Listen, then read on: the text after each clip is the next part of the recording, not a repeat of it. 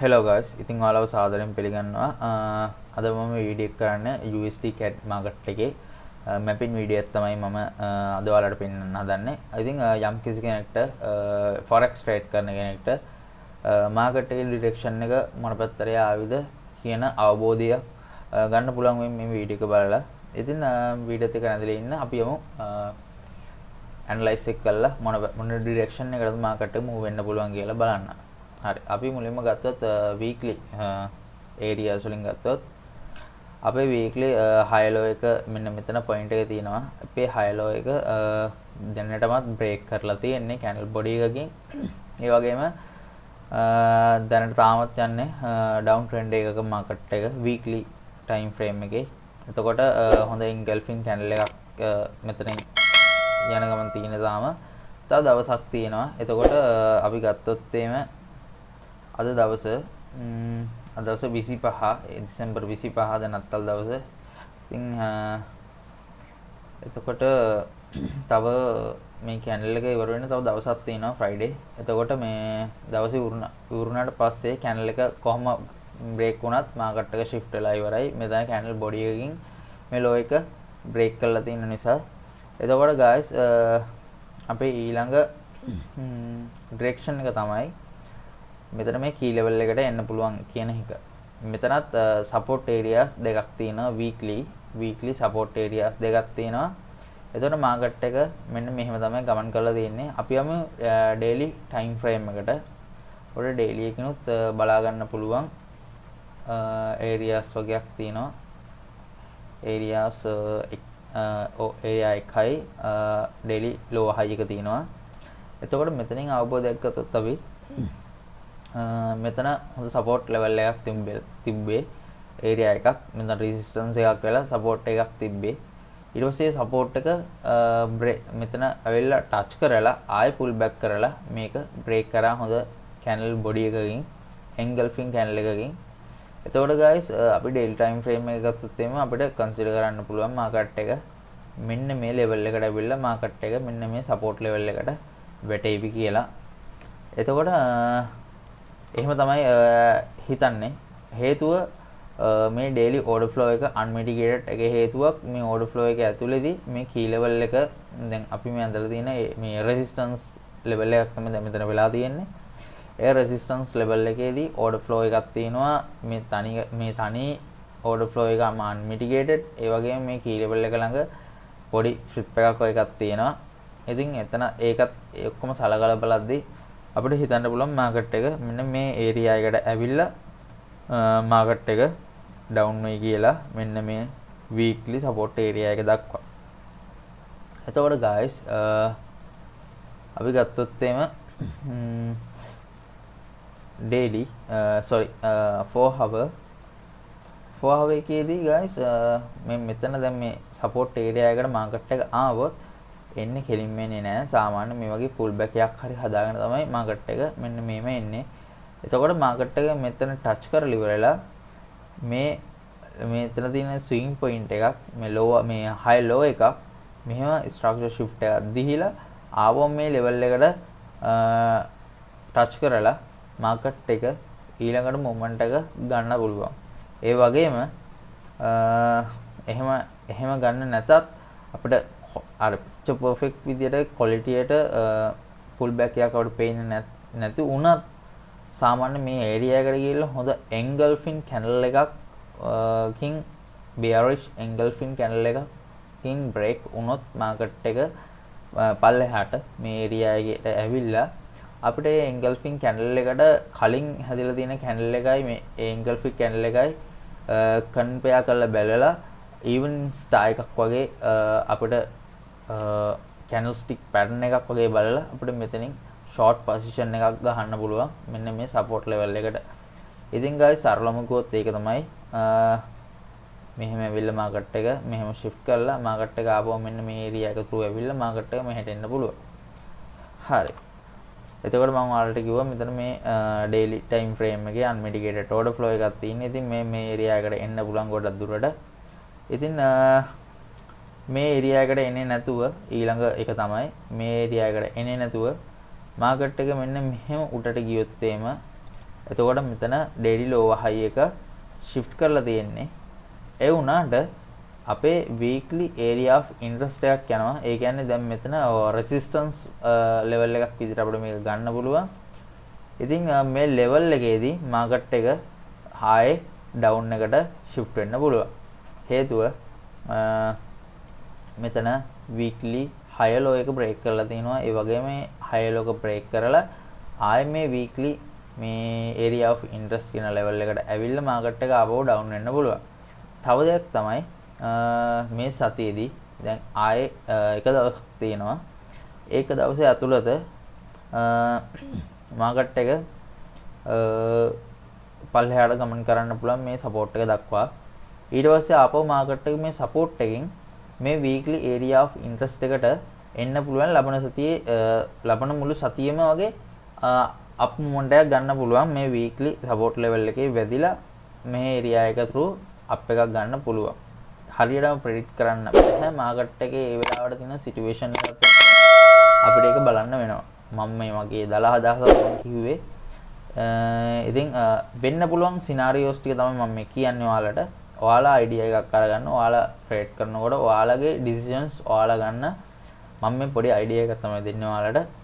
ඉතින් මේ weekly area එකට ඇවිල්ලා market එක දැන් හෙට දවසේ වුණාට පස්සේ අලුත් සතියක් පටන් ගන්නවනේ. ඒ අලුත් සතියේදී market එක මෙන්න මෙහෙම up movement එකක් ගන්නත් පුළුවන්. ඒ up movement එක මේ weekly area of interest එක දක්වා ඇවිල්ලා market එක ඊට පස්සේ ආපහු down වෙන්න පුළුවන්.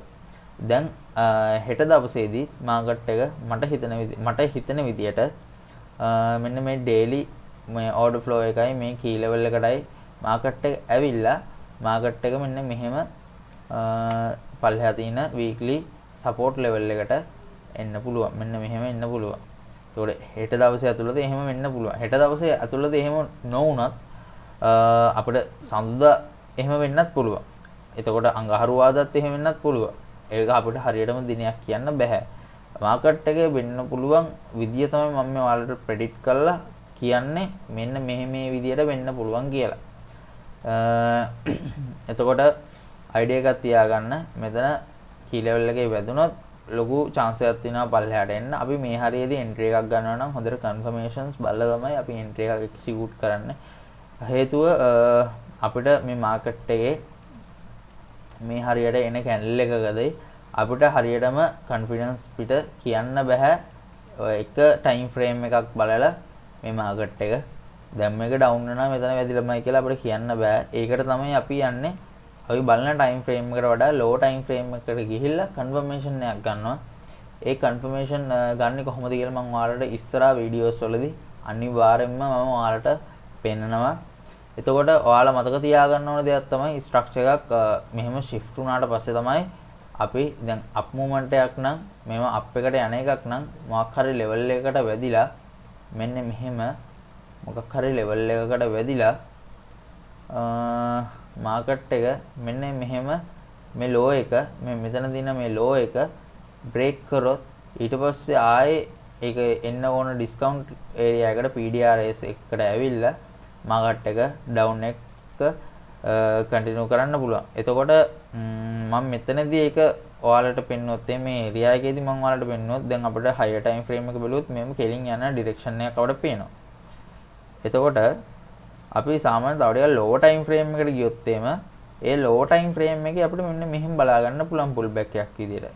එතකොට අපිට higher time frame එකේ මෙහෙම බලා ගන්න පුළුවන් lower time frame එකේ මෙහෙම බලා ගන්න පුළුවන්. එතකොට අපිට lower time frame එකේ අපි confirmation එකක් ගන්නවා කියන්නේ මෙන්න මේ level එක break වුණාට පස්සේ මෙන්න මේ level එක break වුණාට පස්සේ මෙන්න මේ level එකකට 150ට උඩින් level එකකට ආවට පස්සේ අපි අපේ trade එක execute කරනවා sell පැත්තට.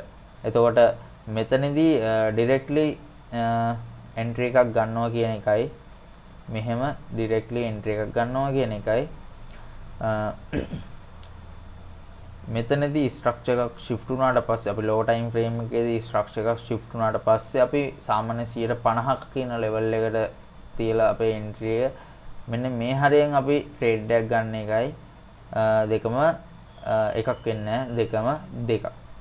එතකොට අපි බලන්න ඕන කන්ෆර්මේෂන් එකක් එක්ක දෙකම එකයි නෙමෙයි දෙක දෙකක් කියන එක තමයි කියන්නේ. අපි මෙතනදී ගන්න ඩිරෙක්ට් එන්ට්‍රි එකක් මෙතනදී ගන්න කන්ෆර්මේෂන් එන්ට්‍රි එකක්. එතකොට අපි හැම වෙලාවෙම ට්‍රේඩින් කරද්දී යන්න ඕන කන්ෆර්මේෂන් එන්ට්‍රි වලට.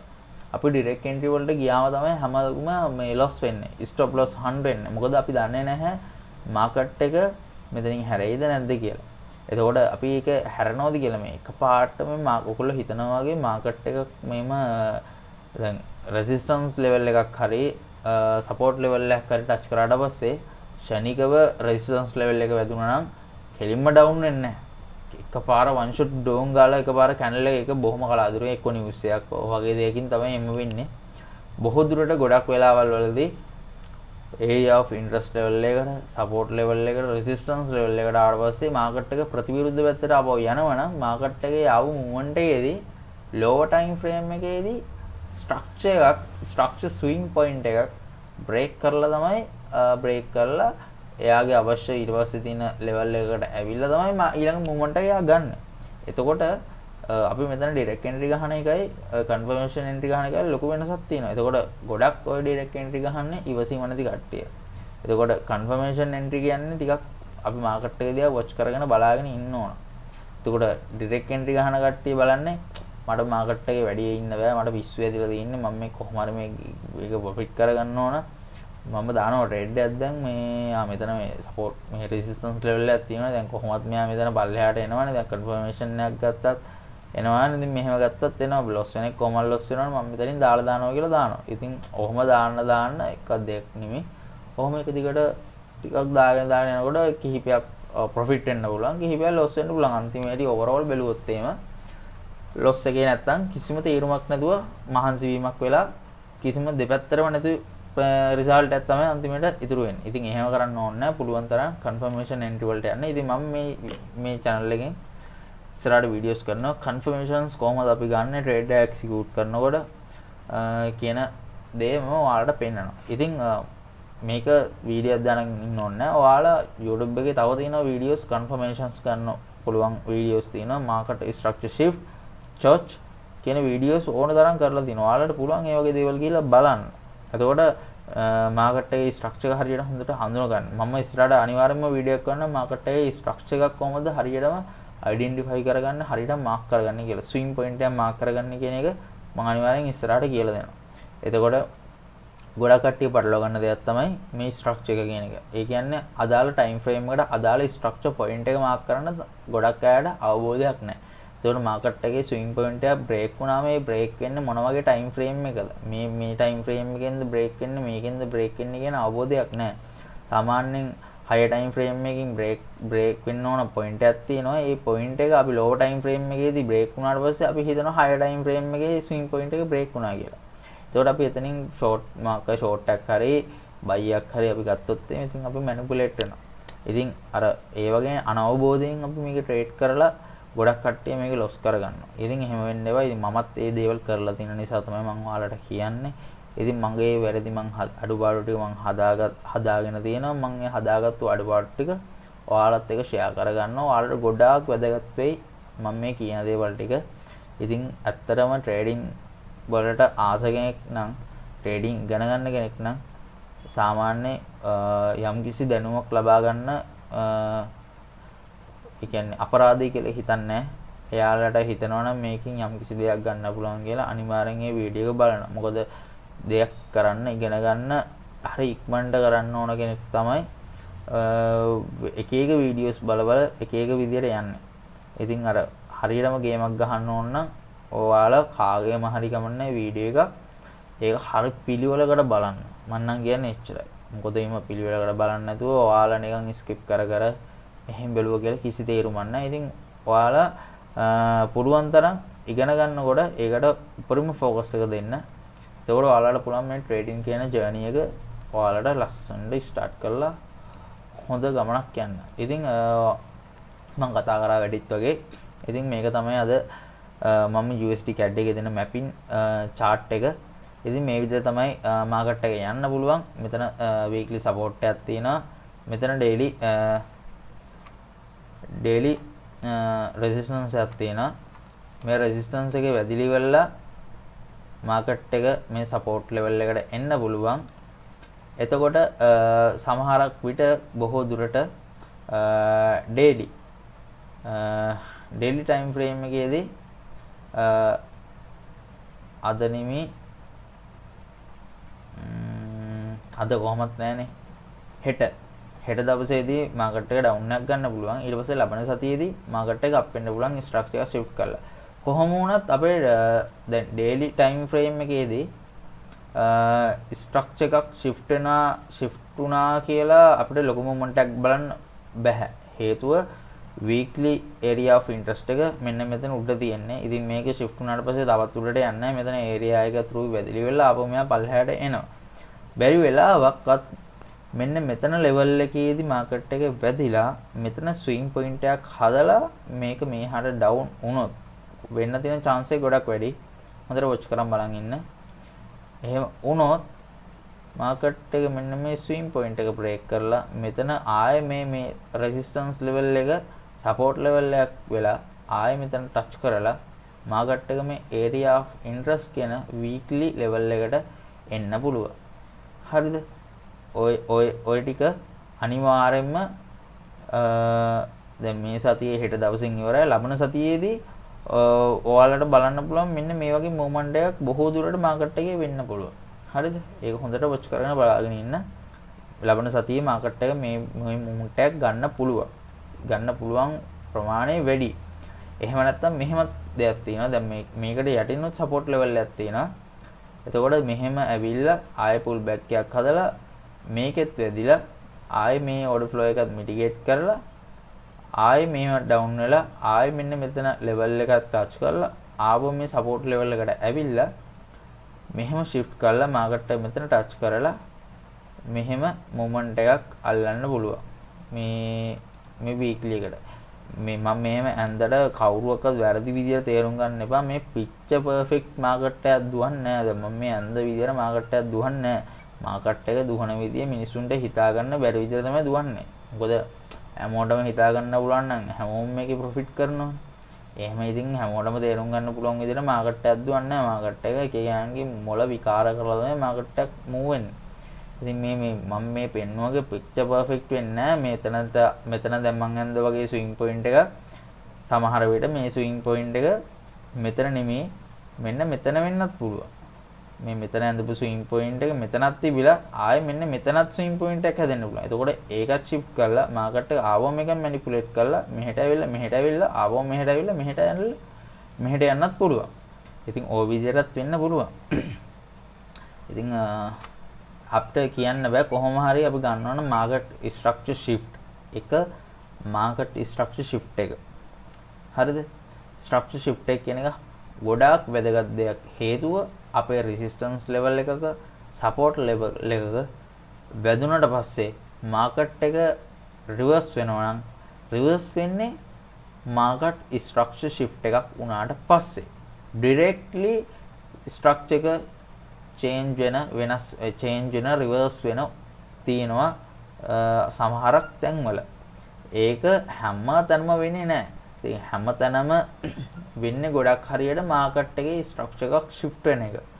එතකොට මේ market එකේ structure එකක් shift වුණාට පස්සේ තමයි අපි ඊළඟ position එක අපි execute කරන්නේ. ඉතින් structure එකක් shift වෙන්නේ නැතුව ඔයාලා trade ගන්න එපා. එහෙම trade ගත්තොත් එහෙම ඔයාලව manipulate වෙන්න පුළුවන් සහ stop loss hunt වෙන්න පුළුවන්.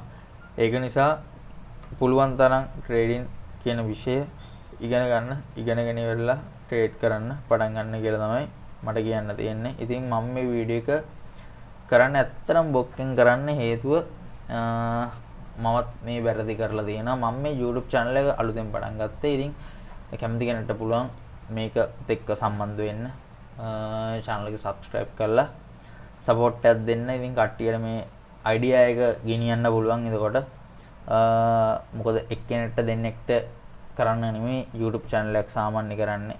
එහෙව දෙනෙක්ට කරන්න, ලොකු ප්‍රමාණයකට කරන්න. එහෙම ලොකු ප්‍රමාණයකට කරන්න තමයි අපේ තියෙන skill එක තව තවත් අපිට දාන්න හිතෙන්නේ මේ YouTube එකට.